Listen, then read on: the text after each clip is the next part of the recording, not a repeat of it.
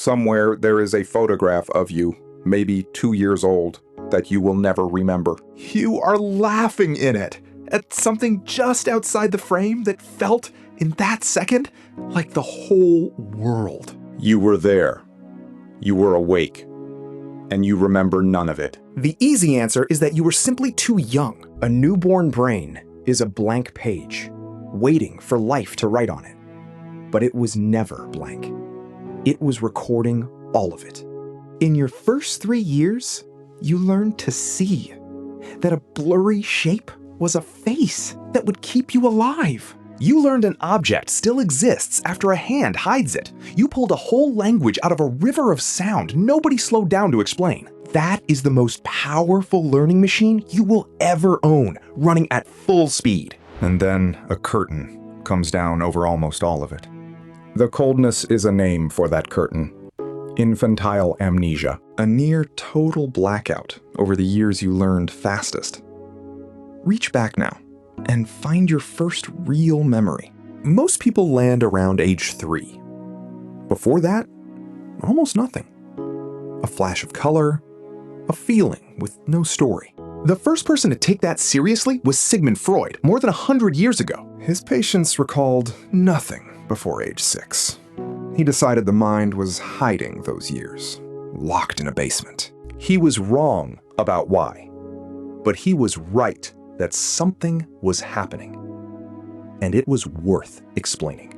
Here is the clue that breaks the whole too young idea apart. A psychologist, Carolyn Rovee-Collier, tied a ribbon from a baby's ankle to a mobile hanging over the crib. The baby kicked, and the mobile danced. Very quickly, the baby figured out the trick.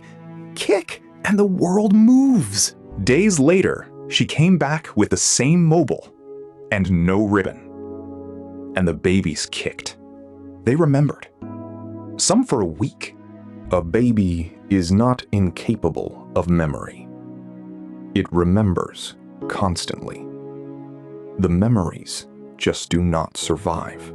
Patricia Bauer at Emory University spent years tracking that disappearance directly. She recorded children telling stories about real events. At 3, a child could describe one in vivid detail. By age 7, most had evaporated. Not all at once. An erosion, pulling those years out to sea.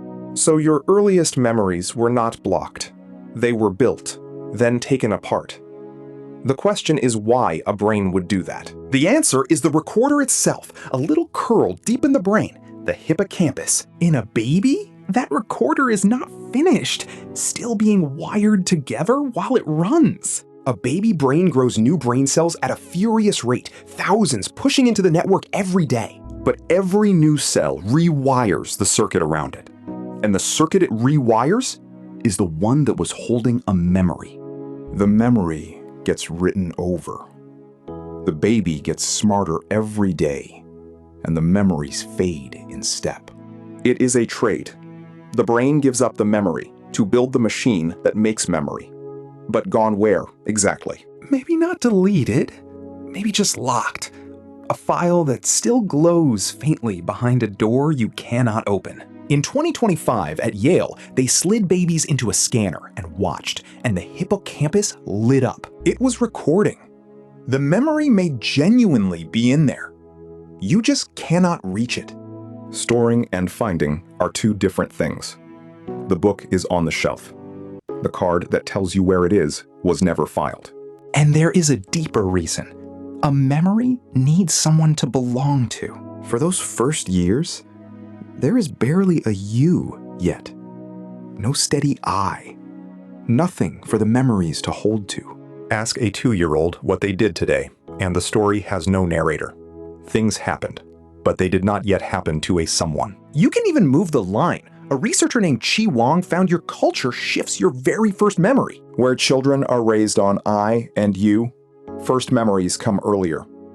Where they are raised on we and us, they come later. Same brain, same recorder, different self, handed over at a different time. And the self is the key that unlocks the memory. So the door to your first 3 years is not empty. It is sealed. Behind it A room you half remember that may never have been real, and all you learned there without knowing. Because here is the strange part. You stand on those years every day. How to trust, how to fear, how to be loved. You learned it then and kept it long after forgetting. That is the deal your brain made. Throw away the memories.